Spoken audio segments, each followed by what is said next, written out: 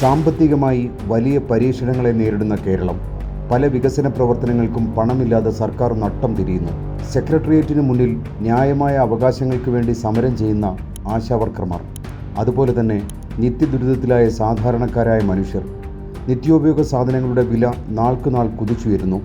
ഇങ്ങനെയുള്ള കടുത്ത ദിനങ്ങളിലാണ് PSC ചെയർമാന് 4 ലക്ഷം രൂപ ശമ്പളം നിശ്ചയിക്കാനുള്ള തീരുമാനം വന്നിരിക്കുന്നത്. ഒരർത്ഥത്തിലും ന്യായീകരിക്കാനാവാത്ത തീരുമാനമാണിത്. കേരള പബ്ലിക് സർവീസ് കമ്മീഷൻ ചെയർമാൻ്റെയും അംഗങ്ങളുടെയും ശമ്പളം ലക്ഷങ്ങൾ വർദ്ധിപ്പിക്കാനുള്ള സർക്കാർ തീരുമാനം വലിയ വിമർശനങ്ങളാണ് ക്ഷണിച്ചു വരുത്തിയിരിക്കുന്നത്.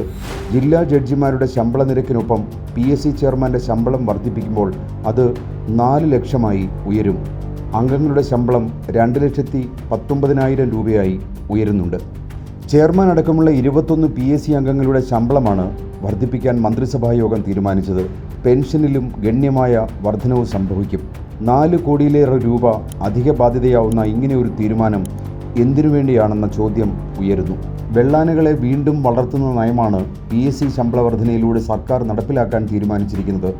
സാമ്പത്തിക പരാധീനത അനുഭവിക്കുന്ന സമയത്ത് ആരുടെ താൽപ്പര്യമാണ് സർക്കാർ സംരക്ഷിക്കാൻ നിശ്ചയിച്ചിരിക്കുന്നതെന്ന ചോദ്യം ഇവിടെ പ്രസക്തമാണ്.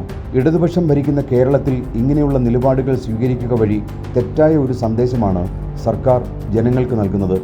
പല വിധത്തിലുള്ള സാമ്പത്തിക പ്രതിസന്ധി അനുഭവിക്കുന്ന കേരളത്തിൽ ഈ സർക്കാർ ആരുടെ താൽപ്പര്യമാണ് സംരക്ഷിക്കുന്നതെന്ന ചോദ്യം ഉയരുന്നു. കേന്ദ്രത്തിൽ നിന്നും ലഭിക്കേണ്ട ന്യായമായ അവകാശങ്ങൾ നിഷേധിക്കപ്പെടുന്ന ഒരു കാലത്ത് ഇതുപോലുള്ള നടപടികൾ ഒരർത്ഥത്തിലും ന്യായീകരിക്കാനാവുന്നതല്ല.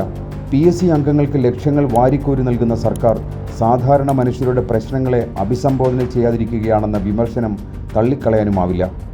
മുഖ്യമന്ത്രിയും മറ്റു മന്ത്രിമാരും ചേർന്ന് കൈയടിച്ചു പാസാക്കിയ PSC ശമ്പള വർധനവ് തെറ്റായ സന്ദേശമാണ് സാധാരണക്കാർക്ക് വീണ്ടും നൽകുന്നത്.